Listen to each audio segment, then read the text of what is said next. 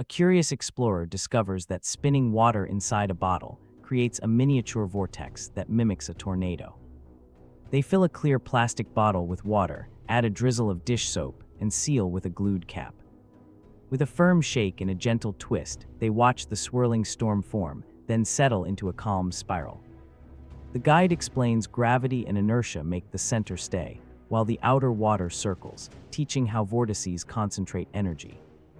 Kids repeat the swirl, compare bottle sizes, and predict how wind and storms grow stronger beyond the kitchen.